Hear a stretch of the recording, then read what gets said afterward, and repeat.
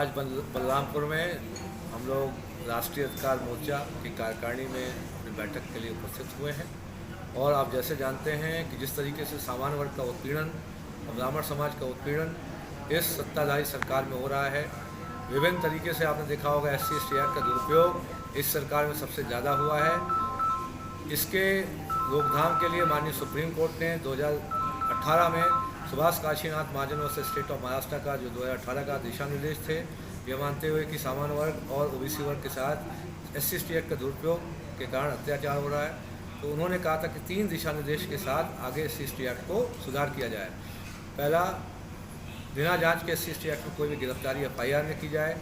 दूसरा, anticipatory bail का प्रावधान था। के रूप में जब मैं काम कर रहा था 26 जनवरी 2026 को इस्तीफा दिया और इस्तीफा देते हुए इंगित किया कि सामान्य वर्ग का कोई प्रतिनिधित्व करने वाला कोई व्यक्ति नहीं, क्योंकि जितने भी जो सामान्य वर्ग के MP MLA थे वो शांत मुंह बंद करके बैठे हुए थे और कोई भी हमारे समाज की आवाज़ उठाने में तैयार नहीं था। यही इंगित किया था अपने इस्तीफे में कि अब सामान्य वर्ग को विकल्प के रूप में, राजनीतिक विकल्प के रूप में स्वयं को स्थापित करना पड़ेगा। इसी क्रम में राष्ट्रीय अधिकार मोर्चा की स्थापना की गई और आज पूरे प्रदेश में हम लोग हमारी कार्यकारिणी जो स्थापित है और हम लोग जो प्रदेश के विभिन्न जिलों में भ्रमण कर रहे हैं। और आज का युद्ध चालू होता है, लेकिन उस समय के बाद से कोई पेट्रोल डीजल पे कोई नियंत्रण नहीं किया जाता है, न सोने के आयात पे कोई निर्णय लिया जाता है, क्योंकि चुनाव चल रहे थे। पूरे देश का डीजल पेट्रोल 5 राज्यों में फूकने के बाद इनको समझ में आता है कि अब डीजल पेट्रोल का प्रयोग मत करो। इस समय एक ही काम हो रहा है, डीजल और पेट्रोल में मिलावट जम के जारी है, क्योंकि इसमें बहुत ही अप्रत्याशित रूप से कमी है। इन्होंने E20 के रूप में जो एथनॉल जो E20 फॉर्मेट है 20 से 30% एथनॉल मिला रहे हैं। पहली बार 2020 के पहले की जितनी भी गाड़ियाँ वो सब वैसे ही खराब हो जाएंगी और 2020 के बाद की भी जो भी गाड़ियाँ हैं उसमें इतना परसेंटेज एथनॉल मिला रहे हैं, आप देखिएगा गाड़ियाँ सीज होना स्टार्ट हो जाएंगी और जो हम ही लोगों का, जनता का नुकसान होगा।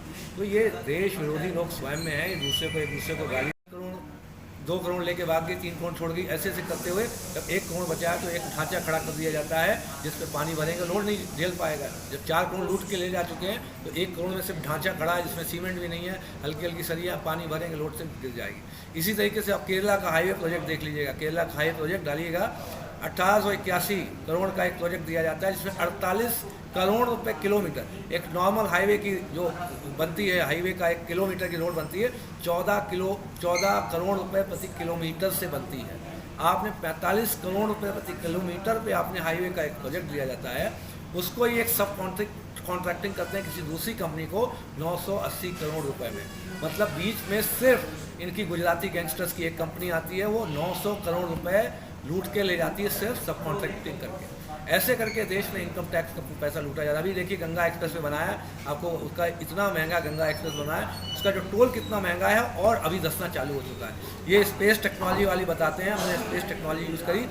उससे पहले ही कांग्रेस के खिलाफ पोस्टर लग चुके हैं कि राहुल गांधी में कंसिस्टेंसी की कमी है, इसको किस तरीके से देखते हैं? नहीं, देखिए 2 पार्टियां हैं, आपस में लड़ रही हैं, हमें तीसरे कमेंट नहीं करना चाहिए। 2 गठबंधन है, लेकिन दोनों के खिलाफ कोई ना कोई प्रोपेगेंडा कर सकता है। कोई लोग दूसरी पार्टी के जो मुखिया उनको झांसाराम बोलते हैं, फेकू बोलते हैं, इधर इन्होंने पप्पू बनाने का जो रखा है, एक दूसरे को कमेंट करते हैं। तो देखिए लोकतंत्र में एक मर्यादा बना के रखनी चाहिए। यदि आप दूसरे को बोलते हैं तो दूसरा पक्ष भी आपको बोलेगा। तो आप भी झांसाराम फेकू हैं। 15 लाख रुपए जो है आपने अभी तक वापस आ गए सबके अकाउंट में। देश पूरा जो है जूझ रहा है, बेरोजगारी से जूझ रहा है। आप देश का सोना जो है बेच दे रहे हैं। आपके देश में विदेशी मुद्रा नहीं बता दिया गया। अभी जम्मू एंड कश्मीर, जो जम्मू में 600 प्रोजेक्ट इनके जल जीवन मिशन के पेपर में कंप्लीट किए गए, वहीं का एक रिपोर्ट आई है। वहाँ पे एक IAS अधिकारी हैं परमार जी, उन पर जांच दी गई है। 13,000 करोड़ का घोटाला किया गया है। आप अगर इसको राज्यों में सभी में जोड़ लेंगे तो आप घोटाले का आप समझ प्रकृति कितनी निकलेगी, आयाम कितना निकलेगा। आपके घर के पानी की टंकी, हवा चलती है, आंधी चलती तो नहीं उड़ती है, लेकिन जल जीवन मिशन की जो 5 करोड़ की टंकी है, आप देखेंगे आंधी चल जा रही, उड़ गई। बरेली में आंधी चली तो पानी की टंकी उड़ गई। आप समझ रहे हैं कितना मजाक है।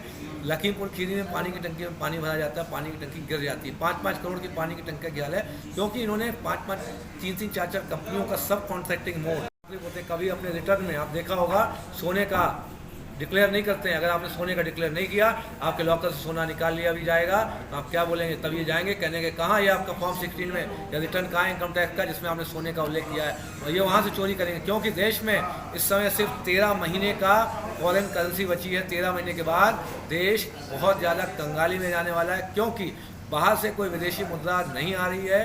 हमारी जो युद्ध हुआ है उसके उपरांत तो इनकी विदेश नीति है जो इन्होंने सरेंडर किया है अमेरिका के साथ। पहले हमारे पास डीजल पेट्रोल जो भी आता था, विदेशी जो हमारे मित्र थे रूस और ईरान, उनके माध्यम से विदेशी मुद्रा कंट्रोल में रहती है। हमारा डॉलर 85 से गिरता गिरता 96-97 पे आ चुका है और आगे आरबीआई अब इसके कंट्रोल करने के समर्थ नहीं है। पूरे देश